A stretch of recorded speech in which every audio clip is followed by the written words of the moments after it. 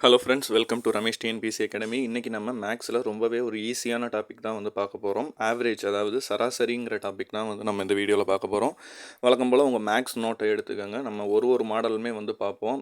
ஆவரேஜில் எத்தனை மாடல்ஸ் இருக்கோ எல்லா மாடலுமே வந்து நம்ம பார்ப்போம்.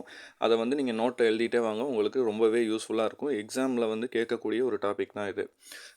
ஃபஸ்ட் டைம் நம்ம சேனலுக்கு வரீங்க அப்படிங்கிற பட்சத்தில் நீங்கள் வந்து சப்ஸ்கிரைப் பண்ணிக்கோங்க. நோட்டிஃபிகேஷனையும் வந்து பார்த்திங்கன்னா பெல் ஐக்கான் ஆன் பண்ணிக்கோங்க. அப்போ தான் நோட்டிஃபிகேஷன் வந்து அடுத்தடுத்து உங்களுக்கு வரும். இப்போ வாங்க வீடியோக்குள்ளே போகலாம். ஃபஸ்ட்டு வந்து சராசரினா என்ன அப்படிங்கிற அதோட அடிப்படையை வந்து நம்ம முதல்ல தெரிஞ்சுக்கிட்டாலே வந்து அடுத்தடுத்து மாடல்ஸ் எல்லாமே ரொம்பவே ஈஸியாக இருக்கும்.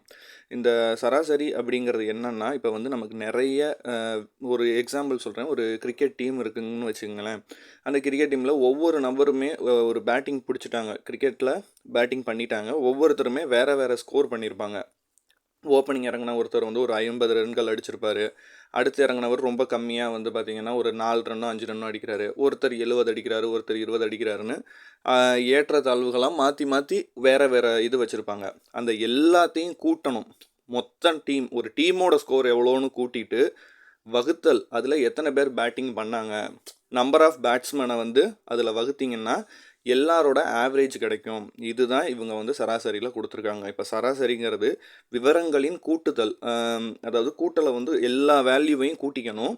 வகுத்தல், அதை எதனால் வகுக்கணும்னா எத்தனை விவரங்கள் கொடுத்தாங்க, அந்த விவரங்களோட எண்ணிக்கையை வச்சு வகுத்தாலே அதுதான் சராசரி. இந்த சராசரியில் அதை இங்கிலீஷில் சொல்லணும்னா sum of the observation divided by total number of observation, இவ்வளவு தான் விஷயம். இதில் மோஸ்ட்லி வந்து பார்த்திங்கன்னா டிஃபரன்ஸ் மெத்தடுன்னு ஒரு மெத்தட் இருக்குங்க. அதை நீங்கள் யூஸ் பண்ணாலே மோஸ்ட்லி ஆவரேஜில் எந்த டைப் வந்தாலுமே நீங்கள் கிளியர் பண்ணிடலாம். அது என்ன டிஃபரன்ஸ் மெத்தடுங்கிறதையும் நான் வீடியோவில் சொல்கிறேன், வாங்க பார்ப்போம். இப்போ இது சும்மா ஒரு சின்ன எடுத்துக்காட்டு. இப்படிலாம் ஆனால் கொஷின்ஸ் கேட்கவே மாட்டாங்க, ஏன்னா இதெல்லாம் வந்து ஸ்கூலில் இருக்கக்கூடிய சம்ஸு. ஆனால் இது மாதிரி நீங்கள் போட்டித் தேர்வுகளுக்கு நீங்கள் எதிர்பார்க்க முடியாது. இவ்வளோ எளிமையாலாம் கேட்க மாட்டாங்க. இருந்தாலும் ஜஸ்ட் ஒரு இதுக்கு கொடுத்துருக்கேன். இப்போ பாருங்கள், 6, 12, 20, 4, 18ன்னு ஒரு 5 நம்பர் இருக்குது.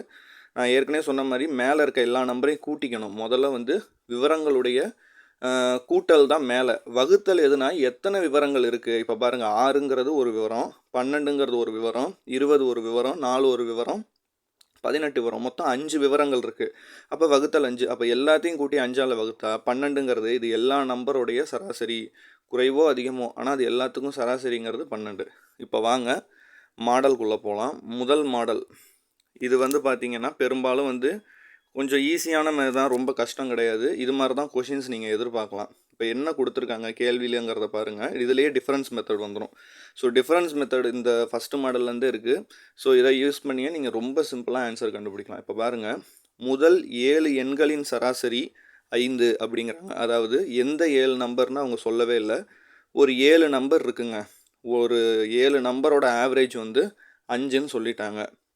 இப்போ அடுத்த ஸ்டேட்மெண்ட் என்ன சொல்கிறாங்க, ரெண்டாவது ஸ்டேட்மெண்ட் என்ன சொல்கிறாங்கன்னா, முதல் எண்ணில் இருந்து 6வது எண்கள் வரை இருக்கக்கூடிய சராசரி 4 அப்படிங்கிறாங்க. இப்போ மொத்தம் 7க்குமே ஆவரேஜ் பார்த்திங்கன்னா 5ங்கிறாங்க. ஆனால் 1லேருந்து நீங்கள் 6வது நம்பர் வரைக்கும் பார்த்தீங்கன்னா 4 தான் வருதுங்கிறாங்க. அப்போ எண்ணில் 7வது எண்ணுடைய 7வது எண் என்னவா இருக்கும் அப்படின்னு வந்து கேட்குறாங்க. ஆவரேஜ் கேட்கல, 7வது எண் என்ன இருக்கும் அதையே சொல்லுங்கள் அப்படிங்கிறாங்க. ஸோ இப்போ இந்த டிஃபரன்ஸ் மெத்தட் எப்படின்னா, ஃபஸ்ட்டு ஸ்டேட்மெண்ட்டுக்கும் செகண்ட் ஸ்டேட்மெண்ட்டுக்கும் இருக்கக்கூடிய டிஃபரன்ஸ் பார்த்தாலே ஆன்சர் வரும். இப்போ முதல் ஸ்டேட்மெண்ட் அவங்க என்ன கொடுத்துருக்காங்க, 1லேருந்து 7 எண்ணுடைய சராசரி 5ங்கிறாங்களா. அப்போ 1லேருந்து 7 எண் இருக்குன்னா 7 எண்கள் இருக்குது. அந்த 7 எண்களோட அவங்க சொன்ன சராசரியை பெருக்கிடுங்க. அப்போ முதல் 7 எண்ணோட சராசரி வந்து 5. அப்போ 7ஐயும் 5ஐயும் பெருக்குனா 35. முதல் ஸ்டேட்மெண்ட், முதல் கூற்றுக்கு நமக்கு கிடைச்ச மதிப்பு 35. ரெண்டாவது கூற்று என்ன, முதல் எண்ணிலிருந்து 6வது எண் வரைக்கும் இருக்கக்கூடிய சராசரி 4ங்கிறாங்க. அப்போ 1லேருந்து 6னா 6 எண்கள் இருக்குது, அதோட சராசரி 4. அதை பெருக்குனா 24 கிடைக்குது. அப்போ முதல் கூற்றுக்கு நமக்கு கிடைச்சது மதிப்பு 35, ரெண்டாவது கூற்றுக்கு கிடைச்ச மதிப்பு 24. ஏன்னா இது ரெண்டுக்கும் இடைப்படக்கூடிய வித்தியாசமே அந்த 7வது எண்ணு தானே. அவங்க கேட்குறது 7 தானே. அப்போ இது ரெண்டோட வித்தியாசம் கண்டுபிடிச்சாலே 7வது எண் கண்டுபிடிச்சிடலாமா. அப்போ 35ஐயும் 24ஐயும் கழிச்சிங்கனாலே 7வது எண் நமக்கு ரொம்ப சுலபமாக கிடச்சிரும், 11. இதுதான் டிஃபரன்ஸ் மெத்தடு. ஸோ இந்த டிஃபரன்ஸ் மெத்தடை நீங்கள் கரெக்டாக யூஸ் பண்ணிட்டீங்கனாலே மோஸ்ட்லி நிறைய டைப்புக்கு வந்து இந்த டிஃபரன்ஸ் மெத்தடில் தான் ஆன்சர் கண்டுபிடிக்கிற மாதிரி இருக்கும். நீங்கள் ரொம்ப சுலபமாகவே வந்து ஆன்சரை கண்டுபிடிச்சிடலாம். இது வந்து டிஎன்பிஎஸ்சிலையும் கேட்பாங்க இந்த மெத்தடு, போலீஸ் எக்ஸாம்ஸ்லேயும் இது கேட்டிருக்காங்க, கோர்ட் எக்ஸாம்ஸ், ஆவரேஜ் ஆர்ஆர்பி கூட இருக்கும். கொஷினை நீங்கள் ஃபஸ்ட்டு புரிஞ்சுக்கிட்டிங்கனாலே, அண்டர்ஸ்டாண்ட் பண்ணிட்டீங்கனாலே உங்களுக்கு ஆன்சர் ரொம்ப சுலபமாக வந்துடும். காம்ப்ளிகேட் பண்ணிக்காதீங்க. முதல்ல தெளிவாக அந்த ஸ்டேட்மெண்ட்டை படிங்க. அவங்க என்ன சொல்கிறாங்கங்கிறத புரிஞ்சுக்கங்க. அதன் பிறகு அதை நீங்கள் டெரைவ் பண்ணிங்கன்னா ரொம்ப ஈஸியாக அதுக்கான பதில் வந்து கிடைக்கும். ரிவர்ஸ் மெத்தட்லாம் இருக்குது, அதை நம்ம கடைசியில் பார்ப்போம். அதாவது ஆன்சர்ஸை வச்சுமே நம்ம கொஷினோட ஸ்டேட்மெண்ட்டை ரீச் பண்ணலாம். ஸோ அதெல்லாம் நம்ம அடுத்தடுத்த இதில் பார்ப்போம். இப்போ அடுத்து 2வது மாடல். இந்த மாடலுமே கொஞ்சம் நிறைய ரிப்பீட்டடாக கேட்டிருக்காங்க. இது வந்து மோஸ்ட்லி வயது சம்மந்தமாக கேட்பாங்க. இது வந்து மாடல் 2. இது என்ன வயது சம்மந்தமானா, வயதோடைய ஆவரேஜை கொடுத்து ஒரு நபர் சேர்ந்தாலோ அதிகரித்தாலோ அல்லது குறைந்தாலோ அவங்களுடைய வயசை சொல்லுங்கள் அப்படிங்கிற மாதிரி இந்த மெத்தடும் ரிப்பீட்டடாக கேட்டிருக்காங்க. இது டிஎன்பிஎஸ்சியில் கேட்ட ஒரு சம் தான். இப்போ என்ன கொஷினில் கொடுத்துருக்காங்கன்னா, ஒரு 20 மாணவர்கள் இருக்கிறாங்கங்க. அந்த 20 மாணவர்களுடைய சராசரி 16 அப்படிங்கிறாங்க. 20 மாணவர்களுடைய சராசரி வயது 16ங்கிறாங்க. அவர்களுடன் ஒரு ஆசிரியருடைய வயது இணையும் பொழுது சராசரி 1 கூடுகிறது அப்படிங்கிறாங்க. அதாவது 20 ஸ்டூடெண்ட்டாக இருக்கும்போது ஆவரேஜ் வந்து 16 இருக்குது. ஒரு டீச்சர் வராங்கும்போது டோட்டல் ஆவரேஜ்லேயுமே 1 இன்க்ரீஸ் ஆகுது. அப்போ அந்த ஆசிரியருடைய வயதை சொல்லுங்கன்னு சொல்கிறாங்க. நான் ஏற்கனவே சொல்லிட்டேன், டிஃபரன்ஸ் மெத்தடு 2 ஸ்டேட்மெண்ட்டுக்கு போட்டாலே ஆன்சர் கிடச்சிரும். ஏன்னா ஃபஸ்ட்டு ஸ்டேட்மெண்ட்டில் 20 பேர் தான் இருக்காங்க. செகண்ட் ஸ்டேட்மெண்ட்டுக்கு வித்தியாசமே ஒரு ஆசிரியர் மட்டும்தான். இவங்க கேட்குறது அந்த ஒரு ஆசிரியரோட வயசு தான். அப்போ டிஃப்ரென்ஸை நீங்கள் போட்டாலே கண்டுபிடிச்சிடலாம்ல. இப்போ மொதல் ஸ்டேட்மெண்ட் எழுதிக்கங்க. 20 மாணவர்கள் அவர்களுடைய சராசரி அவங்க அதான் கொடுத்துருக்காங்க. அப்போ 20 மாணவர்கள் பெருக்கல் சராசரி 20 × 16 வயசு அவங்க சொல்கிறாங்க எல்லாருக்குமே போது. அப்போ இந்த 20 மாணவர்களுடைய மொத்த வயது 320 வயது இருக்குது. இப்போ அடுத்த ஸ்டேட்மெண்ட்டில் 20 மாணவர்களோட ஒரு ஆசிரியர் சேர்றாங்க. அப்போ எண்ணிக்கையில் 1 அதிகமாகுது. அப்போ புதிய சராசரியும் 1 கூடுதுங்கிறாங்க. அப்போ மொத்த நபர்கள் 21 பேர் இருக்கிறாங்க. சராசரி வந்து புதிய சராசரி என்ன ஆகுது, 1 அதிகமாகுதுங்கும் போது 16க்கு 17ன்னு நீங்கள் போட்டுக்கணும். இது ரெண்டையும் பெருக்குனா 357 வருது. இப்போ அவங்க கேட்குறது ஆசிரியருடைய வயது. அப்போ இது ரெண்டுக்குமே வித்தியாசத்தை கண்டுபிடிச்சாலே நம்ம அந்த ஆசிரியரோட வயதை ஈஸியாக கண்டுபிடிச்சிடலாம்ல. அப்போ 357 கழித்தல் 320 போட்டிங்கன்னா 37 வரும். அந்த வித்தியாசமாக இருக்கிறதே அந்த ஆசிரியரோட வயது தான்.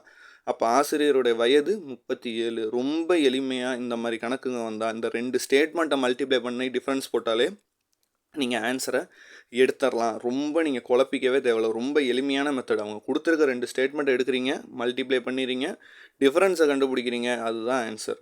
ஸோ ரொம்ப எளிமையான மெத்தட் தான் இது. ஸோ அடுத்து 3வது மாடல் போவோம். 3வது மாடல் கொஞ்சம் காம்ப்ளிகேட்டடாக இருக்க மாதிரி இருக்கும். ஆனால் இதுவும் ஈஸி தான். என்ன கொடுப்பாங்கன்னா, பர்சன்டேஜ் உள்ளே கொடுப்பாங்க. நேராக வயசை கொடுக்காம சதவீதத்தை உள்ளே ஆட் பண்ணுவாங்க. நம்ம ஏற்கனவே சதவீதம் டாப்பிக்லாம் முடிச்சுட்டு தான் வந்திருக்கோம். ஸோ ரொம்ப ஈஸியாக தான் இருக்கும். சதவீதம்ங்கிறது ஒன்றும் கஷ்டம்லாம் இல்லை. சிம்பிளாக வயசை சொல்லாமல் அதுக்கு பதிலாக ஒரு சதவீதம் கொடுப்பாங்க. முதல்ல கேள்வியை பாருங்கள். ஒரு குடும்பத்தில் வந்து 5 நபர்கள் இருக்காங்க. அந்த 5 நபர்களுடைய சராசரி வயது 25ன்னு வந்து சொல்லிட்டாங்க. அந்த 5 பேருக்கு சராசரி வயது 25. ஒரு வேலை செய்பவருடைய வயதை சேர்க்கும் பொழுது சராசரியாக இருக்கக்கூடிய வயது 40% அதிகரிக்கிறதுன்ட்டாங்க. எத்தனை வயசுன்னு சொல்லலை, 40% அதிகரிக்கிறது எனில் வேலை செய்பவருடைய வயதை சொல்லுங்கள் அப்படின்னு வந்து கேட்டாங்க. முதல்ல இந்த 40% எத்தனை அப்படின்னு நம்ம கண்டுபிடிச்சிட்டா கேள்வியை ரொம்ப எளிமையாக போட்டுடலாம். இப்போ 40% அதிகரிக்குது. எதுலேருந்து அதிகரிக்குதுன்னா ஏற்கனவே இருந்த சராசரியிலேருந்து 40 அதிகரிக்கும் போது இப்போ 40% எப்படி போடுவோம், 40/100ன்னு போடுவோம். பெருக்கல் ஏற்கனவே இருக்க சதவீதம் அவங்க சராசரி எவ்வளோ கொடுத்துருக்காங்க, சராசரி 25 சராசரி இருக்குது, அதுலேருந்து தான் 40% உயருதுங்கிறாங்க. அப்போ இதை போட்டு இப்போ 25ஐயும் 100ஐயும் அடிச்சுக்கலாம். அடிச்சிங்கன்னா 4 மிஞ்சும். 40/4 10 வயசு வந்து இன்க்ரீஸ் ஆகுது. ஏற்கனவே உள்ள அந்த வேலைக்காரர் வரத்துக்கு முன்னாடி இருந்த சராசரி வயது 25 ஆகவும் வேலைக்காரர் வந்த பிறகு அந்த சராசரி வயது 10 அதிகரிக்கிறதுங்கிறத நம்ம எடுத்தோன்னே கண்டுபிடிச்சிட்டாலே ஆன்சரை வழக்கம் போல் நம்ம டிஃப்ரென்ஸ் மெத்தடில் போடலாம். டிஃப்ரென்ஸ் மெத்தட் நமக்கு தெரியும். 5 பேரோட சராசரி 25. அப்போ 5 பேர்கள் 25, 125 வயசு இருக்குது. 6வதாக ஒரு வேலைக்காரர் நபர் வராரு. புதிய சராசரி எத்தனை ஏறுதுன்னு நம்ம கண்டுபிடிச்சிருக்கோம், 10 ஏறுது. அப்போ 6 பெருக்கல் 25க்கு பதிலாக 10 கூட்டிக்கிட்டு 35ன்னு போட்டுக்கணும்.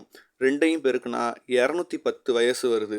அப்போ வேலைக்காரர் வரத்துக்கு முன்னாடி 125 வயசாகவும் வந்த பிறகு 210 வயசாகவும் உயர்த்தும் போது வித்தியாசத்தை நீங்கள் கண்டுபிடிச்சிங்கன்னா 210 வகுத்தல் 125. அப்போ 85 வயசில் ஒரு வேலைக்காரர் இருக்கார். ரொம்ப கஷ்டங்க. 85 வயதில் ஒரு வேலைக்கு செய்பவர் அங்கே வந்து வராரு. இதுதான் ஆன்சர். ஸோ இந்த டிஃபரன்ஸ் மெத்தடை நீங்கள் யூஸ் பண்ணாலே ஈஸியாக வந்து ஆவரேஜ் சம்ஸை போட்டுடலாம். ஸோ இந்த 3 மெத்தடை இந்த வீடியோலாம் நம்ம பார்த்துருக்கோம். இது உங்களுக்கு ரொம்பவே யூஸ்ஃபுல்லாக இருக்கும்னு நினைக்கிறேன். அடுத்த வீடியோவில் நான் வந்து இன்னும் சில டிஃப்ரென்ஸான மெத்தட்ஸ் இருக்குது. ஸோ ஈஸிலேருந்தே நம்ம டஃப் போவோம்.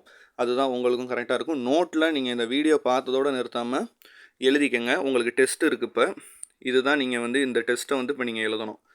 என்னன்னா, நான் அந்த டிஃப்ரென்ஸ் மெத்தட் சொன்னேன்ல, இப்போ இங்கே வந்து இதே தான், அதாவது செகண்ட் மாடல் தான் இது. இப்போ ஒரு நபர் அதிகரிக்கும் போது சராசரி அதிகரிக்குது. இப்போ ஒன்றும் இல்லை, ஒரு நபர் போகிறாங்க அவ்வளோதான். அப்போ சராசரி குறையும் அவ்வளோதான். ஒன்றும் பெரிய கஷ்டம் இல்லை. ஸோ அதே மெத்தடை கொஞ்சம் ரிவர்ஸில் கொடுத்துருக்கோம். 20 மாணவர்களும் ஒரு ஆசிரியர்களும் இருக்கிறாங்க. அவங்க மொத்த வயதோட சராசரி 21 இருக்குங்க. அந்த ஆசிரியர் போகும்பொழுது மொத்த சராசரியில் 1 குறையுது. அப்போ ஆசிரியருடைய வயது என்ன? இதுதான் வந்து உங்களுக்கான கேள்வி. இந்த கேள்விக்கான பதிலை நீங்கள் செம்ம ப்ராக்டிஸ் பண்ணிட்டு கமெண்டில் சொல்லுங்கள். நான் சரியாக தப்பான்னு சொல்கிறேன். ஸோ இதுதான் உங்களுக்கான ப்ராக்டிஸ். இந்த 3 மாடலுமே இன்றைக்கி உங்களுக்கு ரொம்பவே பயனுள்ளதாக இருக்கும். வீடியோ எப்படி இருக்குங்கிறத நீங்கள் கமெண்ட் பண்ணுங்கள். அப்போ தான் நிறைய பேர் பார்ப்பாங்க. லைக் பண்ணுங்கள், ஷேர் பண்ணுங்கள். உங்களுக்கு ஏதாவது நம்ம சேனலை தேங்க்ஸ் பண்ணணும் அப்படின்னு நீங்கள் விருப்பப்பட்டீங்கன்னா ஜிபே நம்பர் கீழே இருக்குது, தேங்க்ஸ் பண்ணலாம். வேறு என்ன, உங்களுக்கு வழக்கம் போல் தான் உங்கள் ஃப்ரெண்ட்ஸுக்கெலாம் ஷேர் பண்ணுங்கள். அடுத்தடுத்த வீடியோவும் நான் குயிக்காக போடுறேன், ஃபுல்லாக பாருங்கள். போட்டித் தேர்வுகளில் வெற்றியடைங்க. நன்றி, வணக்கம்.